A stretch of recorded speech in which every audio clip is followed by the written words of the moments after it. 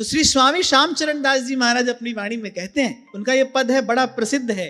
वो कहते हैं, रेनर पर नारी मत तकरे, जिन जिन और तक्यो डायन को बहुतन को गई भखरे। भयभीत किया है संतों ने, बोले इससे बचना। अच्छा, यहाँ पर कहीं भी स्त्री या स्त्री शरीर की निंदा नहीं हो रही, यहाँ पुरुष की वासना की निंदा है। करे जन्म जन्म को दाग लगावे, और सबसे बड़ी हानि क्या है, करे हरि गुरु तुरंत छुड़ावे। भजन भावना तो समझ लो समाप्त हुई। मैं तो कहता हूं कि हम अपनी बात करें तो हमारे श्री महाप्रभु जी ने तो हमको सीधा स्पष्ट आदेश दिया है, हमारे आचार्य की तो ये आज्ञा है, परधन परतीय बंचु, बोले इससे बच के रहना। जो ईमानदारी से कमाया हुआ भी जो धन है, उसके लिए भी शास्त्र की आज्ञा है कि उसका दशांश पहले शुभ कर्म में लगाकर कुछ संत गौ ब्राह्मण की सेवा करके फिर उसको अपने प्रयोग में लाए, क्योंकि उसके साथ भी उसके सहज स्वभाव रूप कुछ दोष आया है। और जो पाप की कमाई है वो तो अपने साथ भैया केवल ताप लेकर आती है, ध्यान रखना। तो सबसे पहले कहा परधन, और फिर कहा परतीय, परस्त्री। और जैसा कल आपसे मैंने कहा था, पुरुष के लिए परस्त्री और स्त्री के लिए